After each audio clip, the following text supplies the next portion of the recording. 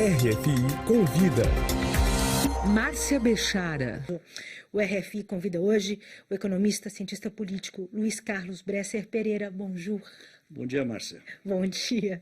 Há cerca de 30 anos, o senhor assumiu o Ministério da Fazenda no governo José Sarney, um momento também muito difícil para o Brasil. De lá para cá, muita água passou por debaixo da ponte. Nós desembocamos num país descrito pelo jornal Libération, hoje como um novo laboratório neoliberal, onde, e eu cito o jornal, o governo não apenas reina sem povo, mas também contra ele. O que é que houve, na sua opinião?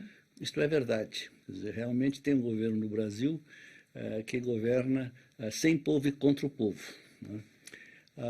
O que acontece no Brasil é que, desde os anos 80, o Brasil é uma economia que cresce muito pouco. Eu tenho um livro de há 10 anos atrás, que chama-se Macroeconomia da Estagnação. E eu venho discutindo muito isso. Acontece que, em 1990, um pouco depois de eu ter sido ministro da Fazenda, veio o Collor. E com o Collor veio o neoliberalismo. E o neoliberalismo dominou o Brasil durante 12 anos. O governo Collor e depois os dois governos Fernando Henrique. E o Brasil não cresceu. Aí veio o Lula e a Dilma. E o Brasil agora cresceu um pouco mais por causa de um boom de commodities. Mas houve uma tentativa do lado do governo de fazer um governo mais à esquerda, mais defendendo o povo. Nada de radical, nada de absolutamente, uma coisa muito tranquila, né? Os banqueiros, principalmente, estavam muito felizes com o Lula. Entretanto, quer dizer, quando chega a Dilma foi uma presidente pouco hábil do ponto de vista político, um pouco arrogante, talvez. O fato é que, quando a coisa começou a não dar certo com ela, a taxa de crescimento baixou muito depois do grande crescimento do Lula, né? Aí, de repente, em 2013, começou a surgir no Brasil um ódio, né?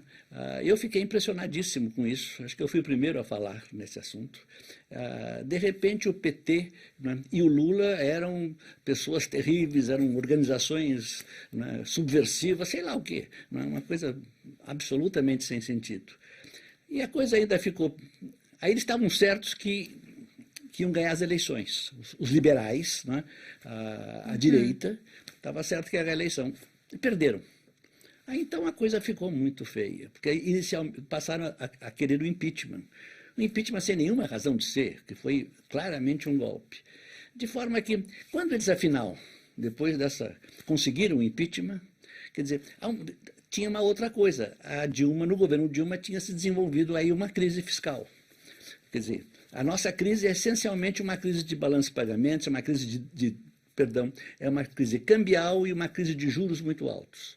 Mas, agora, em 2015, também era uma crise fiscal, porque a Dilma deixou um pouco solta a parte fiscal. E eles aproveitaram isso, de repente eles ficaram com uma espécie de hegemonia ideológica no Brasil, isso foi ali na hora do impeachment, e passaram a adotar uma política neoliberal radical, muito mais radical do que o Fernando Henrique, por exemplo, ou o Collor, né? E é isso que o Liberação está dizendo, indignado, porque realmente, né, eles passaram, por exemplo, uma emenda constitucional, a emenda do teto, que faz com que congelou a despesa pública do Brasil. Quer dizer, uma coisa sem nenhum sentido, a população continua crescendo, o PIB continua crescendo e congelado. Em termos econômicos, o senhor que é um economista heterodoxo, qual é o problema, o diagnóstico? Então, veja, o que os ortodoxos dizem, eles têm sempre uma e única explicação para todas as crises, é a irresponsabilidade fiscal. Quer dizer, enquanto que eu venho desenvolvendo nos últimos 15 anos, já escrevi 3 livros sobre isso, uma teoria chamada Novo Desenvolvimentismo, onde que o foco dessa teoria está na taxa de câmbio e no superávit ou déficit em conta corrente, superávit externo do país. Quer dizer, e o problema fundamental do Brasil desde 1990, ou desde 1994, que é o Plano Real, é que as taxas de juros são muito altas no Brasil, as maiores do mundo, e a taxa de câmbio é apreciada no longo prazo. O que acontece com isso? Isso inviabiliza a indústria. a indústria deixa de ser competitiva. Então você tem um processo de desindustrialização enorme. Quer dizer, o Brasil já teve quase 30% de participação da indústria no PIB, hoje está em 10%. Quer dizer, então, diante dessa... Então, e o crescimento, então, fica muito baixo. Né? Agora, eles não têm nenhuma dúvida, os ortodoxos. Para eles é só problema fiscal, né? E há um motivo de ordem política para isso. Né? Por quê? Isso, quem teve experiência do ajuste que foi feito do euro, né, sabe. Quer dizer, especialmente não a França, mas especialmente a Espanha, por exemplo, ou Portugal, ou Irlanda. Quer dizer, de repente eles tiveram uma crise, e era uma crise cambial. Né? O euro, digamos, espanhol, estava apreciado, porque os salários tinham crescido mais do que a produtividade permitia e a produtividade da Alemanha permitia.